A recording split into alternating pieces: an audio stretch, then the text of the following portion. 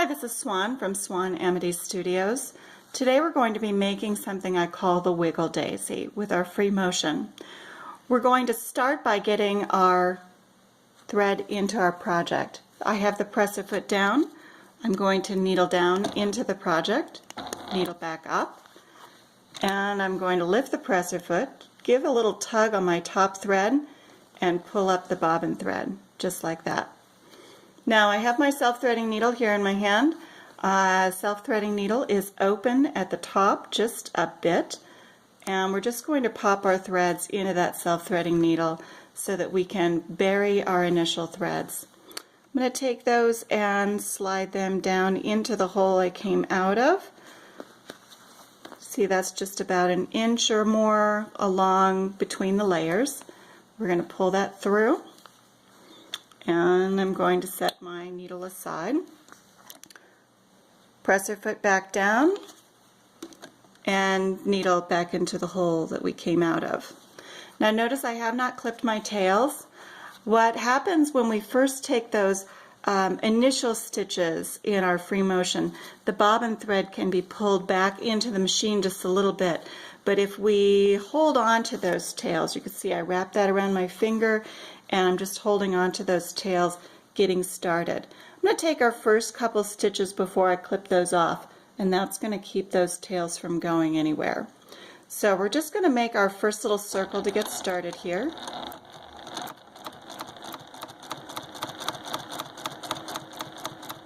It's our little starting circle, and now we can clip the tails.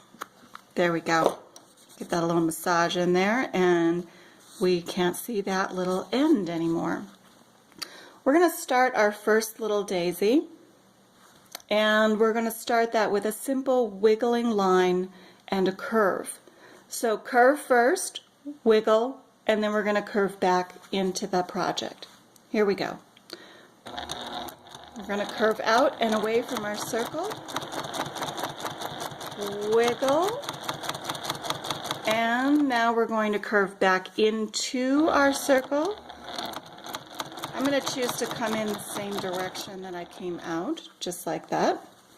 This is going to be a little 4-petal daisy, so I'm going to try to kind of divide as I go around the project. I'm going to come back out,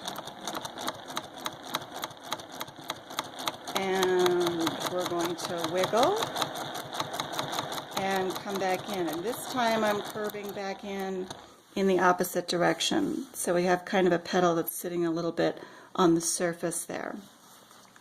Now we're going to come back out, right along that same line, wiggle, and come back into our center circle. Now this time when I'm in here, I'm going to make one more petal, but then I'm going to be on the outside of the flower. So I want to embellish the interior of my petals just a little bit. So first we're going to take a little trip back around the inside, and we're going to put some little folds into our petals, a little added realism. These I'm going to make go a couple of directions, coming back to that center circle. You can make them a variety of lengths. Just kind of makes our flower look a little prettier at the middle. And even though I don't have this one done over here, I'm going to put its little folds in too.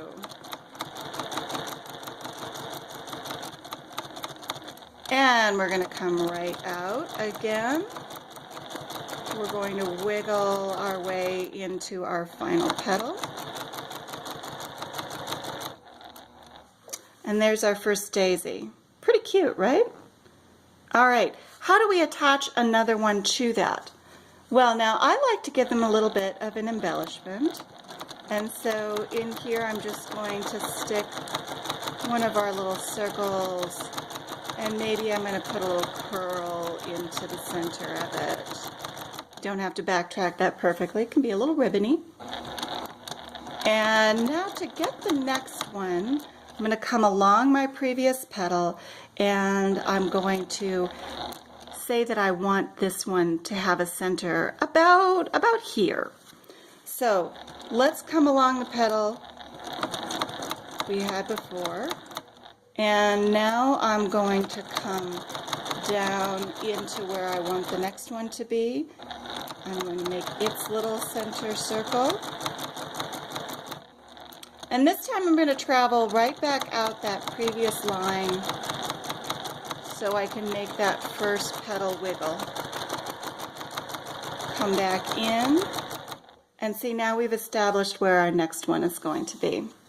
Let's make the next one. Just like before, we're coming out, little wiggle, come back in, out along the petal again, a little wiggle, back into the center. Now we need to make our little embellishments, so we're going to come around and add in our little folds in the petals, just like that. Make 3 here.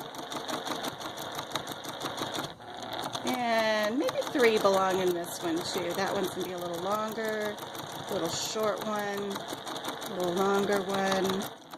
And remember, this is the one we haven't made our petal in yet, but we can still make its little interior folds. Follow that line back out along the petal. And now notice we have a little bit of space here, more than we had over here, but that's okay. We can have quite a large ruffly petal over here. And close it up. There's our next one. If we have a little space between flowers, we can fill those in if we want to. A few little embellishments.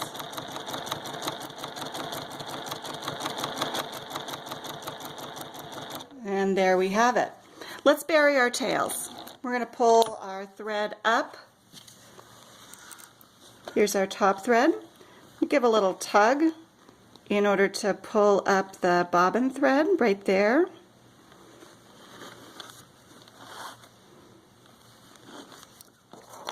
Clip off the bobbin thread, and while I'm at it, I'm going to clip off that top thread too.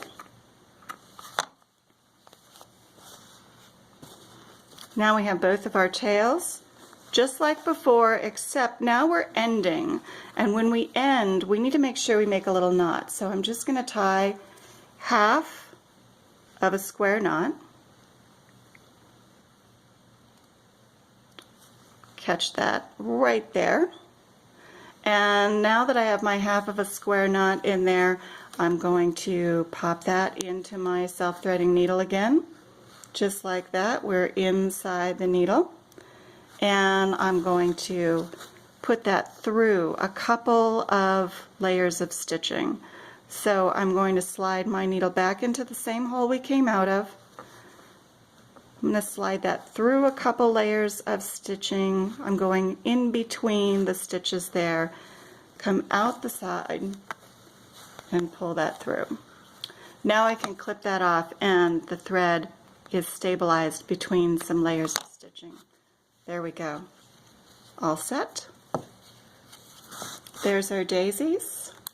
I'm going to unhook you so I can show just a little bit of what's going on here. There's the daisies we just made. Here's a larger piece. You can see how you can put them into quite a bit of space if you want to do a little bit of an all over with this design. Here's they're done just a little bit smaller than these larger green ones. Once again, we're quilting with the Amity glove. This is designed by me for quilters, specifically with their needs in mind. We are using no rubberized surfaces. We are quilting with a high quality micro suede. We've got the little padding there to put your hand in a better position while you quilt. Our surface here is breathable so that you're not trapped in your gloves. We also have 2 open fingers to get your fingers back on the surface of your quilts. And we're fully touchscreen technology integrated to make it easy to use any of the features on your machine, answer your social media, run your video camera like we're doing today, and a fully adjustable wristband, neoprene wristband for comfort and support. We hope you enjoyed this video today with Swan Amity Studios. Thank you for watching. Feel free to subscribe to the channel if you'd like to know